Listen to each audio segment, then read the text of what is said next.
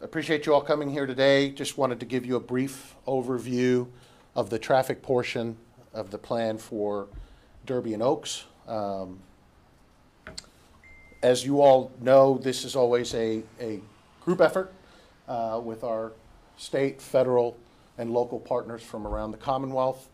And our primary goals, as always, is to begin, well, in the mornings, we're going to expedite vehicles and pedestrians as quickly and safely as possible towards and into Churchill Downs in the event area, while being sensitive to the surrounding neighborhoods, businesses, and those folks that wish to come and attend the festivities for the year. In the afternoon, we flip that, but the goals still remain the same.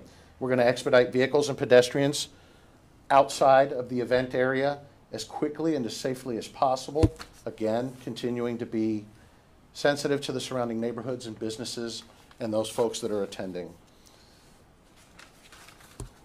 The Louisville Metro Police Department has posted all of the restricted and no parking streets for this year. You all should know, or it's important to note that unlike previous years or traditional years where we have a full-scale attendance, the footprint with respect to restrictions, roadway closures, and no parking areas is a lot smaller this year. And so my hope is we don't inconvenience a large swath of the community in doing so.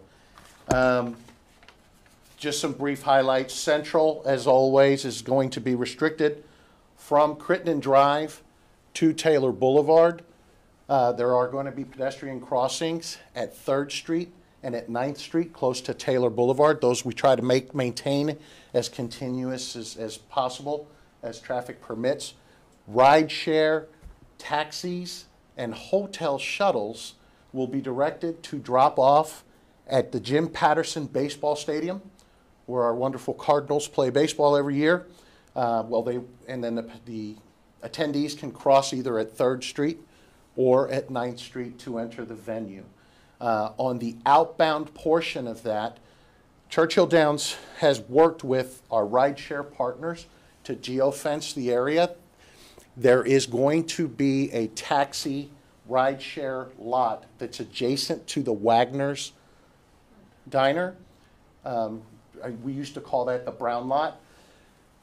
On the outbound portion of this, rideshares and taxis will be queuing up and staging at Cardinal Stadium.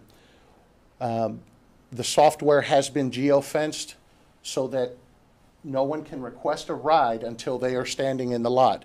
Once that ride is accepted, they will receive a pass from workers at the Cardinal Stadium. They then will be allowed access to the route on Central directly to the Wagner's lot to pick up the patrons when they will leave, from there south on 3rd Street away from the event area. There is a shuttle for those that are attending at the Kentucky Fair and Expo Center. The attendees will park there. There's a shuttle route that will run continuously, beginning early in the mornings around 8 o'clock in the morning from the Kentucky Fair and Expo Center, and will operate continuously through the evening hours. There is parking at Cardinal Stadium, but there is no shuttle there. Churchill Downs has encouraged, as we have in years past, to encourage folks, if they want to pay for parking in private areas or in residences' yards and things, that is still open for play, which allows you to get closer to the area, the event area, and not have to have such a long walk. Any questions? Are there any new additions? I know it's slightly restricted because not as many people will be attending this year, but are there any especially new additions that people may not be used to, whether it's certain street closures or block-offs that on the top of your head? I know review it looks pretty similar, but It is similar in that the streets adjacent to Churchill Downs and in and around Central Avenue, in order for us to facilitate that restriction, we do traditionally have to restrict the roadways north and south of there to prevent traffic from getting snarled. We have to allow folks that are not aware that the event is going on, trying to get from point A to point B to manage that without causing a huge traffic disruption.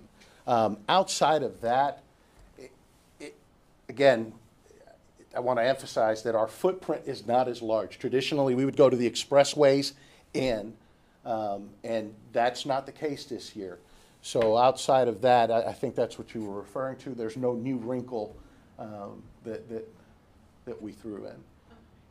As far as officers who are working the event, like, are you staffing less officers, you know, kind of handling traffic because you're expecting less people? Right. It stands to reason that my footprint being a lot smaller does not necessitate my having several hundred officers to direct and manage traffic outside of that. So that is An easier accurate. operation this year, would you say? I don't know. You can ask me on Monday. In September, we were discussing protests and things outside of the track. Are you anticipating any pop-up protests like that this weekend? And if so, what are your measures that are in place to handle that? Right. I don't discuss operational objectives. Well, objectives are one thing, but operational workings and things of that nature. My primary focus and concern is the facilitation of the inbound and outbound flow of pedestrians and motorists to make sure that those that wish to attend the event this year can do so safely, get them in and get them out. Do you have any reason to believe that there might be protests that disrupt the flow of traffic in any way? I do not. I can speak for a second on some of that stuff too. So Derby is always an all-work day for LMPD, so we have all hands on deck for anything that can occur. We're prepared for any large-scale event, as we are every year, and any security issues or anything that could arise or stem from that. So we're certainly aware that, you know, civil unrest could occur, and we're most certainly prepared for anything that we need to respond to.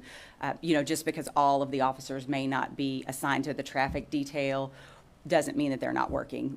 This is an all-work day for Oaks and Derby, so we're fully staffed and capable of handling anything that comes our way. Any other questions? I know last year we had kind of more fencing put up just to make sure everyone stayed safe and help keep everyone organized. Last year, LP was great at communicating who was aware of which groups and making sure everyone stayed separate just to keep everyone in one accord in a sense. I guess we anticipate, I know they're up again this year. Is that going to be kind of a new continuous thing? Do you think that was helpful last year and it may continue in upcoming years? I know last year we had a little bit early communication of we're expecting group A or B to come. We haven't heard that yet, so I guess, are we not anticipating that coming? And was the fences more just a precaution, I guess? I would say it's precautionary. It has not been communicated to us yet. Certainly plans are very fluid and change at a moment's notice for us, and we're able to adapt to anything. So we will be ready, and you know, I think that fencing is of benefit to everybody, because around Derbytown there's always issues with pedestrians running through the roadway trying to cross in areas that they shouldn't, and it's a safety hazard. So certainly it does make it safer for everybody, particularly the pedestrians that are coming and going in the area.